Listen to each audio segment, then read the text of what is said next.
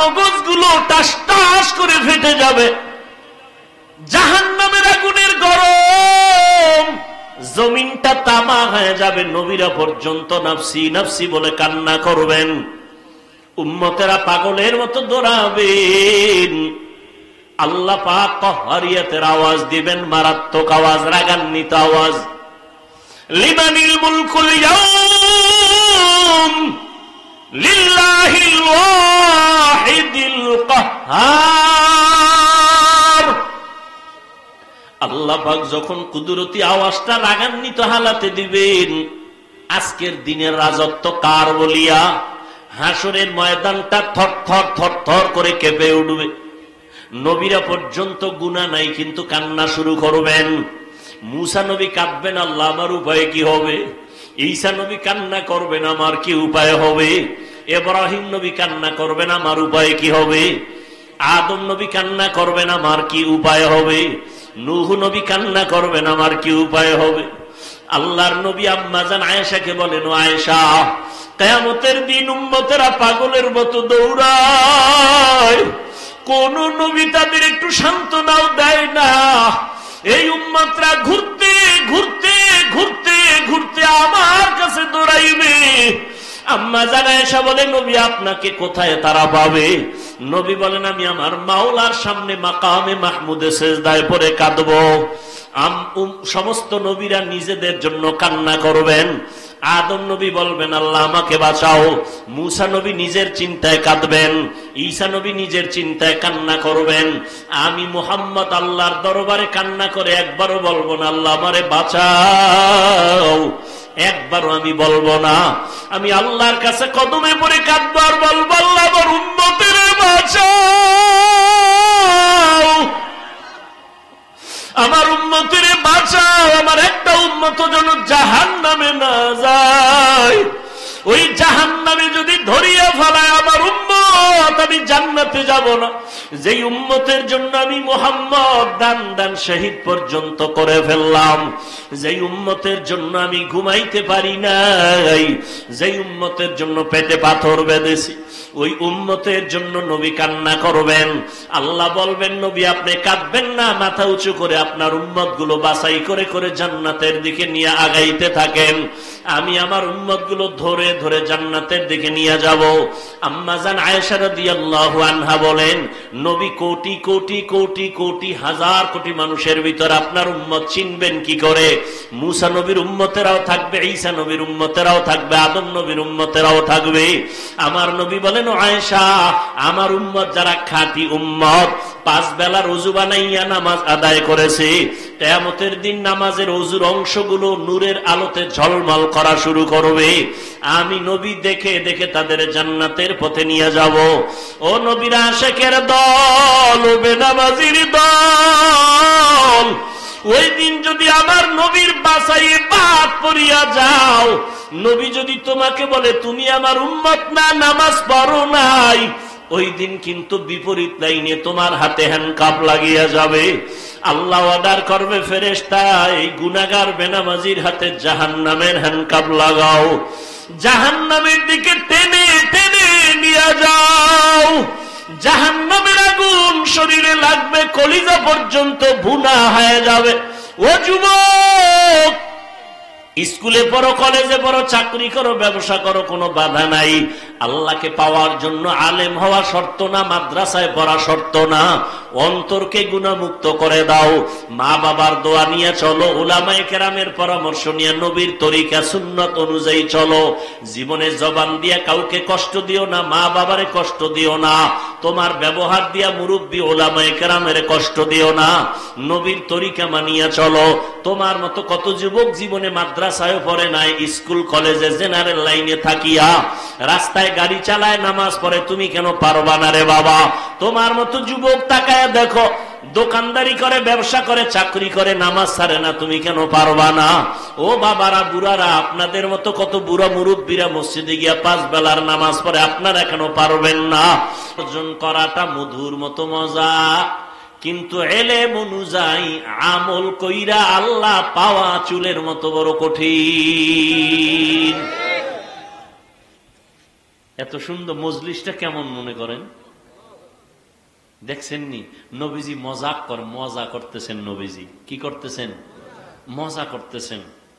খুব সুন্দর মজার মধ্য দিয়া হেদায়েতের আলো আসতেছে। কি আলো আসতেছে? আর আমগো মজার ভিতরে দিয়া গুনাহ আসতেছে। গুনাহ মজা করি গুনাহ দিয়ে। নাউযুবিল্লাহি মিন যালিক। আল্লাহ হেদায়েত দান করুন।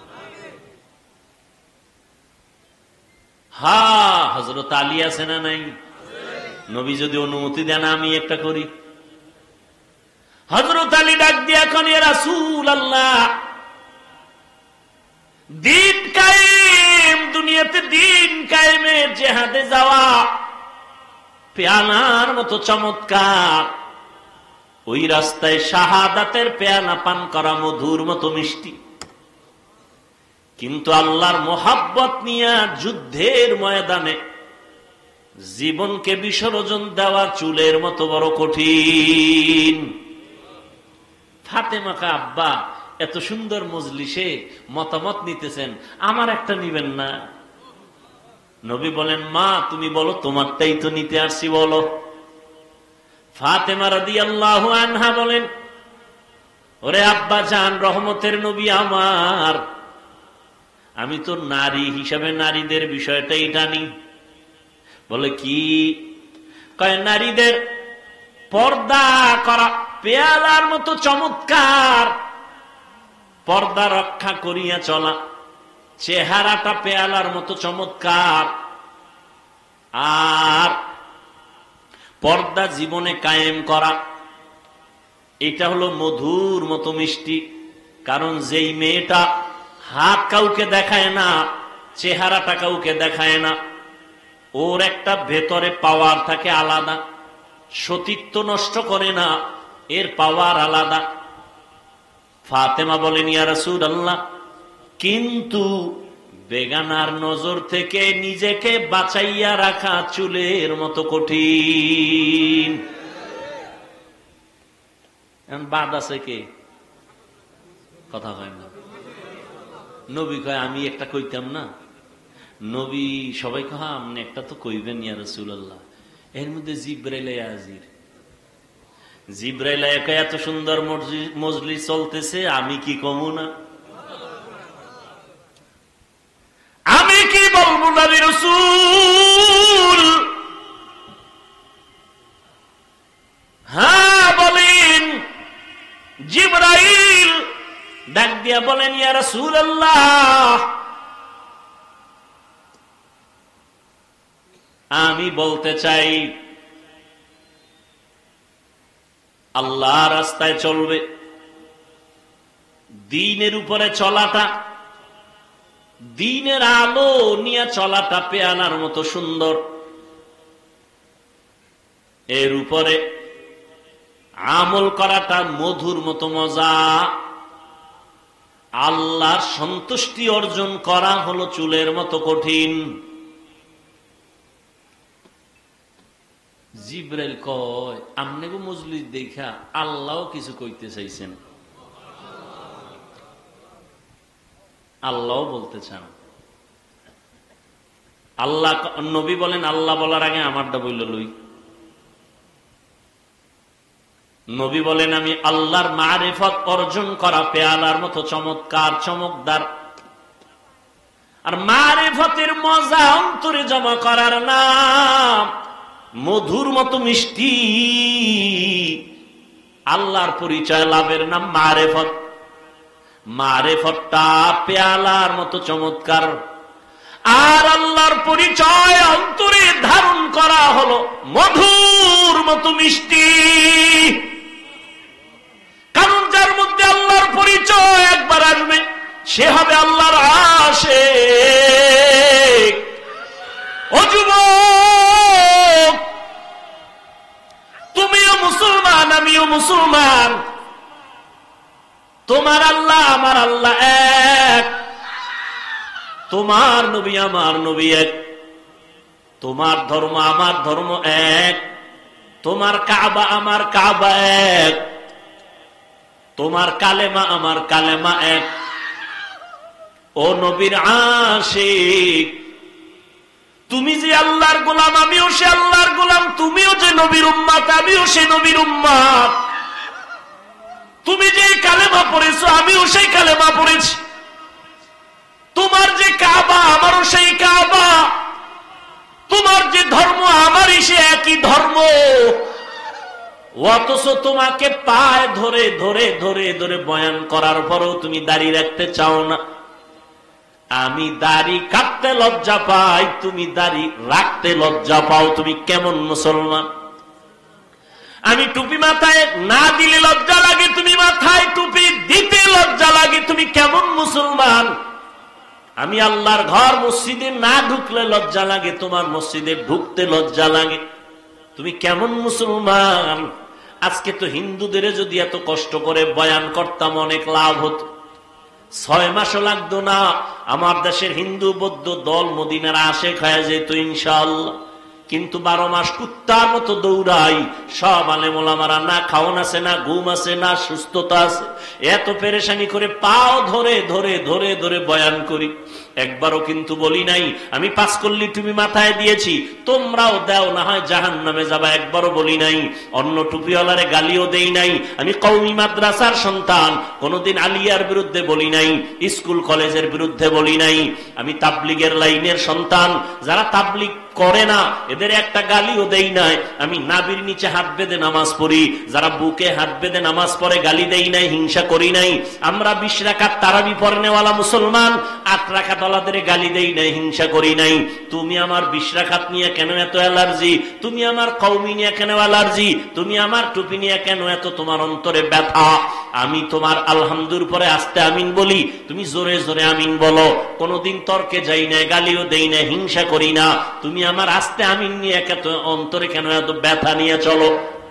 আল্লাহর বান্দা, আমি মাদ্রাসায় পড়ুয়া, বলি নাই স্কুল ছেড়ে দাও, কলেজ ছেড়ে দাও, সব মাদ্রাসায় চলে আসো। একবারও বলি নাই। পাও ধইরা শুধু একটাই বলি, মা বাবার কথা মতো চলো, ওলামায়ে কেরামের পরামর্শ নিয়ে চলো, মদিনার নবীর আদর্শের মালা গলায় লাগাও রে যুবক। একটাই দাবি। ওই এতক্ষণ তোমার সামনে বয়ান করলাম, একটা দলের পক্ষে কথা বলি নাই। এই আওয়ামী লীগের পক্ষে বলছি, সত্য কথা বলো। মানো আর না মানো, সত্য স্বীকার করো। আওয়ামী লীগের পক্ষে বলছি, বিএনপির পক্ষে বলছি, বলো। তা তুমি আমাকে দলের দালাল বলো কেন? এই বেয়াদব, এই মা বাবার অভিশপ্ত সন্তান। আমি চরমনের পক্ষে বলছি, তাবলিগের দালালি করছি, যে চরমনাই না করলে জাহান্নামী, তাবলিগ না করলে জাহান্নামী বলছি। তা তুমি আমাকে দালাল বলো কেন? তুমি কি বুঝো দালালে? এই বেটা, মদখোরের কাছে আলেম ওলামারা যদি যায়, আর যদি আলেম ওলামা মদখোরের তালে হইরা মদ পান করে, তখন তুমি বলতে পারো এই আলেমরা মদখোরের গোলাম। কিন্তু এমন যদি হয় আলেমরা যাওয়ার কারণে মদখোর হুজুরদের লাইনে টুপি পরছে, দাড়ি রাখছে, নামাজ পড়ে, বিএমপির সাথে ওলামায়ে কেরাম যাওয়ার কারণে যদি ইসলামের উপকার হয়, তো তুমি দালাল বলবা কেন? আওয়ামী লীগের কাছে হাটহাজারীর হুজুর গেছেন, কওমি মাদ্রাসার স্বীকৃতি নিছেন, ইসলামের দাবি পূরণের জন্য যদি যান, তুমি দালাল বলবা? কি পেয়েছ? এই বেয়াদবি, এই দুঃসাহস কে তোমাকে দিয়েছে? ক্লাস 5-এ পড়ে, আলিয়ায় দাখিল পড়ে, কওমি মাদ্রাসায় কাফিয়া শারহে বেকায়া পড়ে, এরকম কিছু বেয়াদব ফেসবুকে একজন বড় আলেমের নামে ফট করে লিখে দেয় দালাল। আল্লাহ হেদায়েত দান করুন। আল্লাহ। এরে যুবক, রহমতের নবী বলেন, আল্লাহর মারিফত অর্জন করা পেয়ালার মতো মজা। মারিফতের মজা যখন অন্তরে লাগবে তখন মধুর মতো মিষ্টি। আল্লাহকে যখন চিনতে পারবা তখন তোমাকে জীবনে কেউ জীবন নিয়ে নিবে, কিন্তু ঈমান কেড়ে নিতে পারবে না। ফিলিস্তিনের দিকে তাকাও, ইসরায়েলি জালেমের গোষ্ঠী ফিলিস্তিনের উপর আক্রমণ, বলে জমিন ছেড়ে দাও, বাইতুল মাকদিস আমাদের হাতে দাও। মুসলমান বলে আল্লাহর জমিনে আছি, তোমাদেরটা খাই না, আল্লাহ রিজিক দেন, জীবনটা দিয়া দিব, কিন্তু আল্লাহর ঘর হেফাজতে পিছপা হব না। আল্লাহ 5টা জিনিসের দ্বারা পরীক্ষা নিবেন। 1 নাম্বার হলো ভয়। ভয় ভয় ভয়টা আবার 2 প্রকার, আল্লাহর পক্ষ থেকে ভয়, বান্দার পক্ষ থেকে ভয়। বুঝেননি? এই ভয়ের উপরে যদি আলোচনা করি আরো 1-1.5 ঘন্টা চলে যাবে, ছেড়ে দিলাম। এই ভয়টাকেই বলে তাকওয়া। قال النبي صلى الله عليه وآله وسلم اتق المحارم تكن أعبد الناس। রহমতের নবী বলেন, তোমরা গুনার হারাম অবৈধ জিনিস থেকে নিজেকে বাঁচাও, তো মানুষের কাছে আল্লাহর কাছে দামি হয়ে যাবে। এই ভয়ের নাম তাকওয়া। যারা ভয়টা করবে তাদের নাম মুত্তাকি। আল্লাহ পাক রব্বুল আলামিন এই ভয় অন্তরে জমা করার কথা বলছেন। অর্জন করা লাগবে, অন্য জায়গা থেকে নিজে নিজে অর্জন করা যায় না। এই তাকওয়া যাদের অন্তরে থাকবে আল্লাহ তাদেরকে দুনিয়াতে 6টা পুরস্কার দিবেন, পরকালে দিবেন 2টা। পরকালের প্রথম পুরস্কার বিনা হিসাবে জান্নাত, পরকালে দ্বিতীয় পুরস্কার হলো পর্দা ছাড়া ডাইরেক্ট আমার আল্লাহর সাথে হবে মোলাকাত। ডাইরেক্ট আল্লাহর সাথে মোলাকাত হবে। জিব্রাইলের মন্তব্যটা হয়েছে না হয় নাই? নবীরটা বাকি লোকারটা। আল্লাহ বলেন, জিব্রাইল বলো, এত সুন্দর চমকদার মজলিসের মধ্যে আমি আল্লাহ একটা মত দিতে চাই। 4 খলিফা আমার নবীর কলিজা ফাতেমা, আমার রহমতের বন্ধু রহমতের নবীরে জানায় দাও, জান্নাতটা কিন্তু পেয়ালার মতো চমকদার হবে, এত সুন্দর। আর জান্নাতের ভেতরের নাজ নিয়ামত হবে মধুর মতো মজা, এত মজা। জান্নাতের মধ্যে কোনো অশান্তি নাই, কোনো বাথরুম নাই। আল্লাহ তাআলা হুর দিবেন 70টা করে, এমন সুন্দর রুম আল্লাহ সাজাইছেন, মধুর মতো মজা। কিন্তু এই জান্নাত পাওয়ার জন্য যে কাজগুলো করা লাগবে, কাজ দুনিয়াতে করা চুলের মতো বড় কঠিন। হ্যাঁ, 2 নাম্বার পরীক্ষা হবে আল্লাহর পক্ষ থেকে ওয়াল জু, ক্ষুধার মাধ্যমে। ইমাম শাফিঈ রাহমাতুল্লাহ আলাইহি বলেন, এখানে ক্ষুধা দ্বারা উদ্দেশ্য হলো রোজা। যেমন গত রমাজানে অনেক মুসলমান এখানে আছে রোজা রাখে নাই, চায়ের দোকানে বৈশা গল্প করছে আর বলছে রোজা রাখো না কেন? বলে আমার ঘরে কি ভাতের অভাব, আমি রোজা রাখবো কেন? এরকম কুলাঙ্গার চাঁদপুরে নাই? আমরা কি আসলে ভাতের অভাবে রোজা রাখছি? হ্যাঁ, ওরে রোজা তো হিন্দুরাও রাখে, খ্রিস্টানেরাও রোজা রাখে, ইহুদিরাও রোজা রাখে, তবে তাদের নাম আলাদা, সিস্টেম আলাদা। তাদের নাম হলো না খাওয়ার সাধনা। না খাওয়ার সাধনা হিন্দুরাও করে, বৌদ্ধরাও করে, ইহুদিরাও করে, খ্রিস্টানেরাও করে, সব ধর্মে আছে। আমাদেরটা না খাওয়ার সাধনা না, আমাদের সাধনা হলো না খাওয়ার মাধ্যমে আল্লাহ পাওয়ার সাধনা।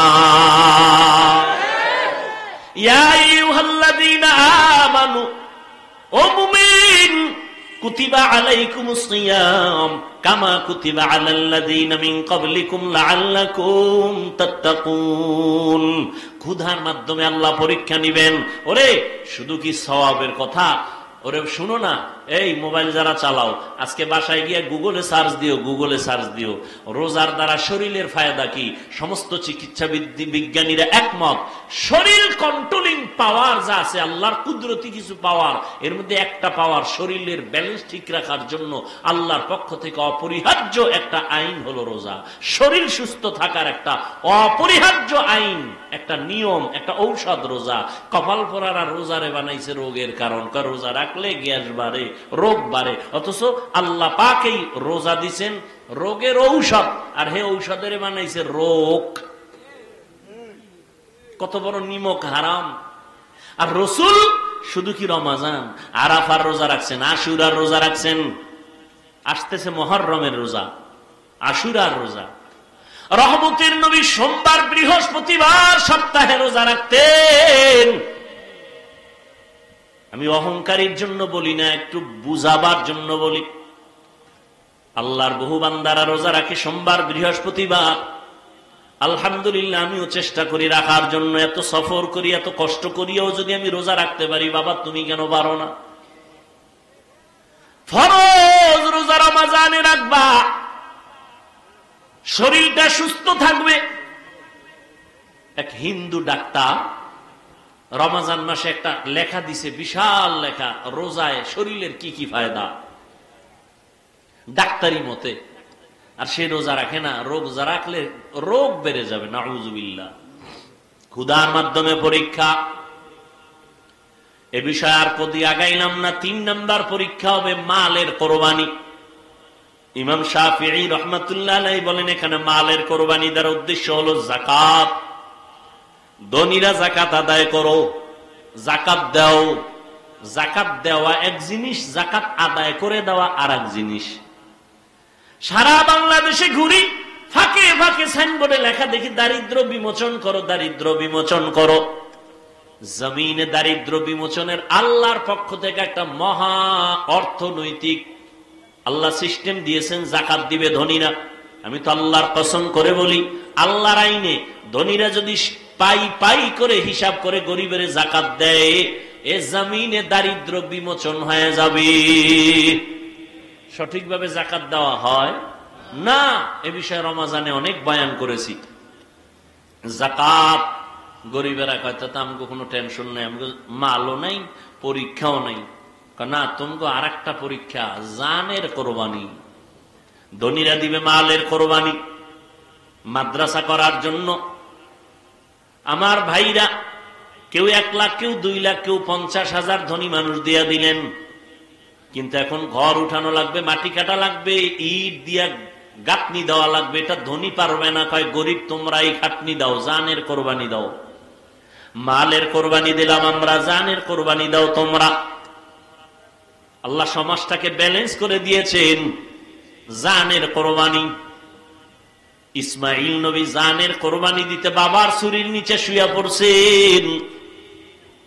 মালের কোরবানি, হাজি সাহেবরা বাইতুল্লাহ যায়, জানের কোরবানি, মালের কোরবানি। নামাজে দাঁড়াও বান্দা, এখানে মালও লাগে, জানও লাগে। ইবাদতে মালি, ইবাদতে বদনি। ও বান্দা, তুমি আল্লাহর দেওয়া জিনিস আল্লাহর পথে ব্যয় করো, কোরবান করো। ইন্না সলাতি ওয়া নুসুকি ওয়া মাহইয়ায়া ওয়া মামাতি লিল্লাহ ওয়া মামাতি লিল্লাহি রাব্বিল আলামিন। 5 নাম্বার পরীক্ষা হলো ফলের মাধ্যমে, ওয়াসসামারাত। ইমাম শাফিঈ রাহমাতুল্লাহ আলাইহি বলেন, এখানে ফল দ্বারা উদ্দেশ্য হলো সন্তান। কারণ জমিনে যত মা আছে, মা, কোরআন শরীফে আল্লাহ তাদেরকে বলছে এরা ফসল উৎপাদনের ক্ষেত, আর ওই ক্ষেতের ফসল হলো সন্তান। ফসল সন্তান, আল্লাহ ফলের পরীক্ষা নিবেন। সন্তান আল্লাহ কাউকে দিবেন না, এটাও পরীক্ষা। কাউকে দিবেন, এটাও পরীক্ষা। আবার কাউকে দিয়া নিয়ে যাবেন, এটাও পরীক্ষা। সন্তান দেওয়ার ক্ষমতা আল্লাহর, নেওয়ার ক্ষমতাও আল্লাহর। ছেলে দেয় আল্লাহ, মেয়ে দেয় আল্লাহ, ঠিক নেই? আল্লাহ পরীক্ষা করেন। লিল্লাহি মুলকুস সামাওয়াতি ওয়াল আরদ ইয়াহাবু লিমান ইয়াশাউ ইনাসা ওয়া ইয়াহাবু লিমান ইয়াশাউ যুকুর আও ইউযাওবিজুহুম যুকরানা ওয়া ইনাসা ওয়া ইয়াজআলু মান ইয়াশাউ আকিমা ইন্নাহু আলিমুন কাদির। আল্লাহ বলেন, আসমান জমিনের চাবিকাঠি ক্ষমতা আমার হাতে। আমি আল্লাহ কাউকে ছেলে দেই, কাউকে মেয়ে দেই, কাউকে দোনোটা দেই, কাউকে কোনোটাই দেই না। পরীক্ষা কার? ছেলে সন্তান কে দেন? আল্লাহ দিয়ে নিয়ে যান। সাহাবী যুদ্ধের ময়দানে হাজির, ঘরের মধ্যে স্ত্রী আর বাচ্চা, একটা আর কেউ নাই। সাহাবী যুদ্ধের ময়দানে চলে গেলেন। যুদ্ধ শেষ করে গাজীর মর্যাদা নিয়ে বাড়ি আসলেন। আল্লাহর কুদরতি পরীক্ষা, ঘরের মধ্যে মহিলা আর মহিলার বাচ্চা ছাড়া কেউ নাই। ওই বাচ্চাটা স্বামী বাড়িতে আসার আগে, একদিন আগে মরে গেছে। স্ত্রী একটা বিছানায় শোয়াইয়া একটা চাদর দিয়ে রাখছে, মনে হয় ঘুমায়। রাতে স্বামী ঘরে মধ্যে আছেন, স্ত্রী আনন্দে বরণ করেছেন, খানা দানা আপ্যায়ন করেছেন। স্বামী এক পর্যায়ে বলে, বিবি আমার সন্তানের কি হালাত? স্ত্রী কতটা হেকমত লাগায় জবাব দিলেন। সাহাবী তো, তার স্ত্রীও তো তেমন। আমগো আম্মা জানেরা হুদা জায়গায় স্বামীরে টেলিফোন করে পেরেশানি দেয়। হুদা জায়গায়, কই আছো? অমুক জায়গায়, তাড়াতাড়ি আও, একটা বিপদ। ঘরে দেয় কিছুই না, পেট ব্যথা উঠছিল, গেছি গা। এইরকম সাহাবায়ে কেরাম, এমন আল্লাহ তাদের নেয়ামত দান করেছেন। নেককারীন স্ত্রী একটা স্বামীর জন্য বড় নেয়ামত। স্বামীকে পেরেশানি দেয় না, বরং স্বামীর পেরেশানিটা নিজেও ভাগ করে নেয়। ও স্বামী, তুমি অল্প টাকা কামাই করো, কোনো টেনশন নিবে না, আল্লাহ বরকত দিবে। এইটা যদি একজন নারী কয়, স্বামীর আর দুনিয়াতে কি চাই? ঈদে জামা কাপড় আনতে পারে না, স্বামীর মাথা গরম, একা একা পারে না, মইরা যায়, কান্না করে। বিবি স্বামীর হাত ধইরা, ও স্বামী আমার, বাচ্চা দুইটা আছে, একটা আছে, তিনটা আছে, ওদের কিছু কাপড় দাও, আমার কোনো কাপড় লাগবে না। আল্লাহ যেদিন তোমারে টাকা দিবে সেই দিন তুমি আনবা। এখন আমরা কোন রকম চলবো ইনশাআল্লাহ, কোনো টেনশন নিবা না। এমন একটা সাহস যদি আম্মা জান স্বামীরে দেয়, ওই স্বামী কোনদিন হালাল টাকা ছাড়া কারো হক নষ্ট করে হারাম টাকা ঘরে নিবে না। আর যেই মহিলা খালি স্বামীর টাকা চুরি করে, চুরি করে বড় স্টেশন ধরায়, ঠিক নি? এরপরে হকাস মার্কেটে যায়, আরো কত কত নতুন নতুন মার্কেটে দৌড়ায়, ঠিক নি? স্বামী যত আনে নাই, যত আনে নাই, যত আনে নাই। আল্লাহর কসম, স্বামী যদি হালাল ভাবে টাকা রুজি করে, আর স্ত্রী যদি স্বামীর অজান্তে টাকা ডানবাম করে, ওই কামাইতে কোনোদিন বরকত ওই সংসারে হবে না। এজন্য একটা প্রবাদ আছে না, সংসার ধ্বংস হয় না, সংসার ধ্বংস হয় নারীর কারণে, সংসার ধন্য হয়, কথা কয় না, রমণীর গুণে। ভালো একটা নারী ঘরে আনিস রে যুবক, ইডেন কলেজে যাইস, দামি দামি নারী বয়ে রইস, জাহাঙ্গীরনগরে যাও, চাঁদপুরে বিভিন্ন পার্কে যাও, বড় স্টেনে যাও, ডানা কাটা ভরি ঘরে নিয়ে আইও। ডানা কাটা ভরি মানে কি? এই ভরি খালি ডানাই কাটবে। বিয়ার সিঁড়িতে ভাও দিয়া শাশুড়ির ডানা কাইটা কয়, তোর মা খারাপ, ডানা কাটা একটা শেষ। কয়েকদিন কয়, তোর বাপটাও কি করুম? কয়, চাঁদপুর থাকবি? কহ তা শহরে বাসালাম, না হয় ঢাকায় ল। ঢাকায় যাইয়া স্বামী একদিক, স্ত্রী আর একদিক, কিছু টাকা আত্মসাৎ করে কয়, তোর ডানাও কাটলাম গেলাম, ডানা কাটা ভরি। এরে যুবক, জীবনটা নষ্ট করিস না রে যুবক, চরিত্র অমূল্য সম্পদ। ভালো একটা নারী ঘরে নিস, দুনিয়াতে জান্নাতের ঘেরান নাকে পাইয়া খবরে যাবি। আল্লাহ সবাইরে কবুল করেন। বুড়ারা কি আর একটা করবেন? তো কি বুঝছে আমিন কইলেন? চলে দুইটা সমানে, এখন দুই বিয়ার অস চলে না, বেশি বিয়া করো, বেশি বিয়া করো। হ্যাঁ,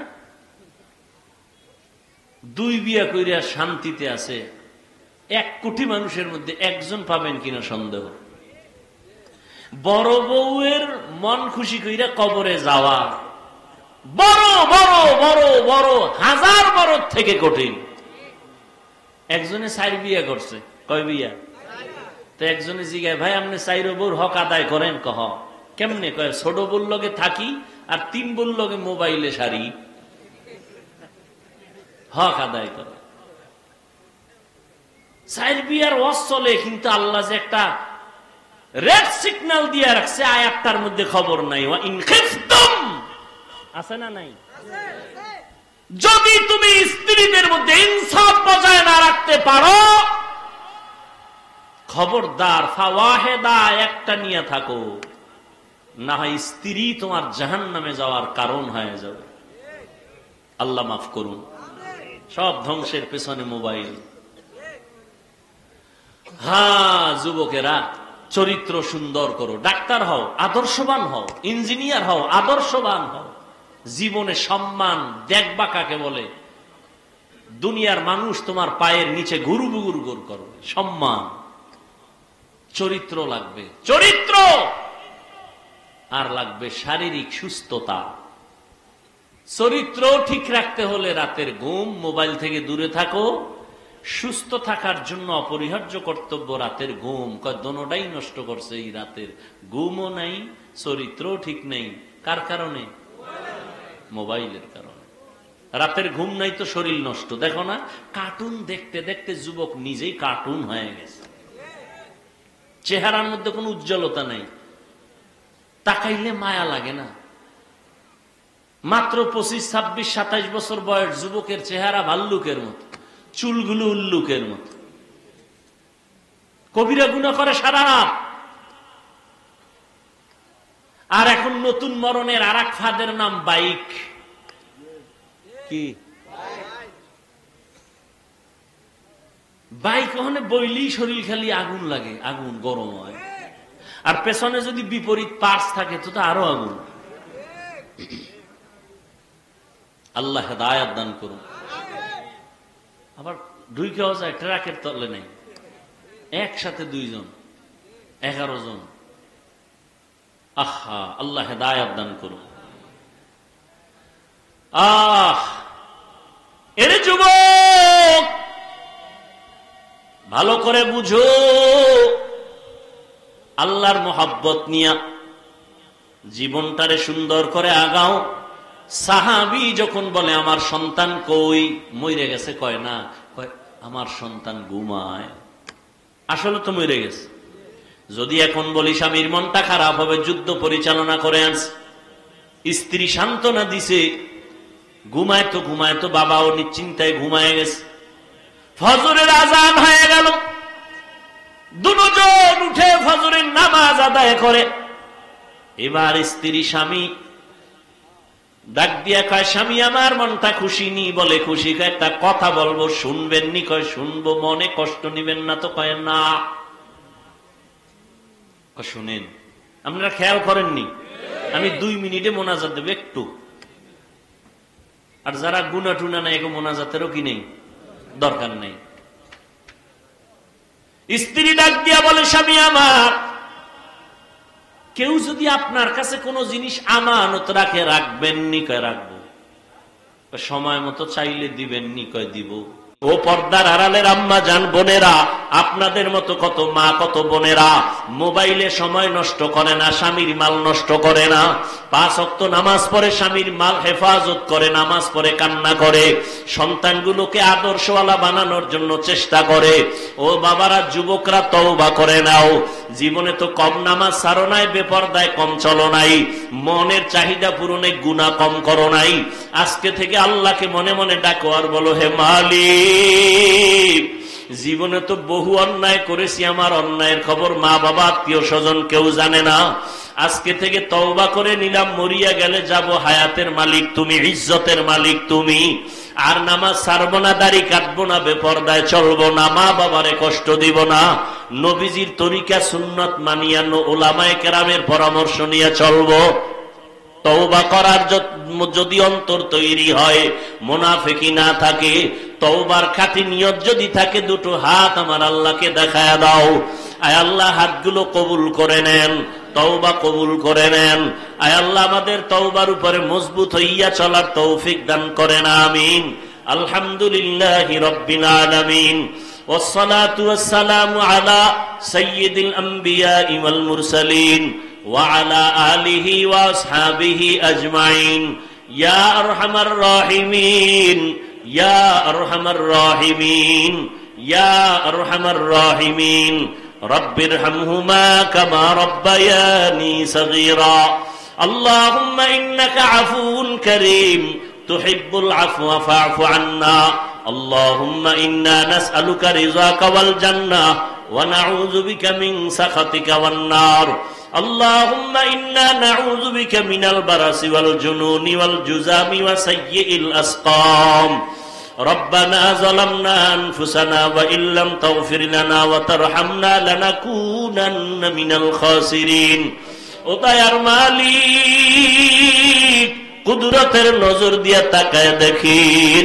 ওলামায়ে কেরামরা হাত তুলেছেন মুরব্বী হাজী সাহেব ব্যবসায়ী চাকরিজীবী পর্দার আড়ালের কত মা বোনেরা কত যুবক ছাত্র ভাইরা আমরা গুনাহগার আপনার দরবারের বড় আসামি শয়তানের ধোকায় পড়ে গুনাহ করেছি তওবার নিয়তে হাত তুলেছি আর গুনাহ করব না নামাজ ছাড়ব না বেপরদায় চলবো না দাড়ি কাটবো না ও আল্লাহ আপনি আমাদের তওবা কবুল করে নেন গুনাহমুক্ত জীবন দান করেন আয় আল্লাহ এই মাহফিল কবুল করে নেন এলাকায় শান্তি দান করেন মাদ্রাসা মসজিদ কবুল করে নেন আয় আল্লাহ মা বোনদের আবেদা পর্দানিশী বানায় দেন সন্তানগুলো নেককার বানায় দেন মা বাবার বাধ্যগত বানায় দেন আয় আল্লাহ যারা লেখাপড়া করে পরীক্ষার্থী কামিয়াবি দান করেন আয় আল্লাহ ঘরে ঘরে সুন্নতের বাতি জ্বালায় দেন সারা দুনিয়াবাসীকে মাফ করে দেন ফিলিস্তিনের মুসলমান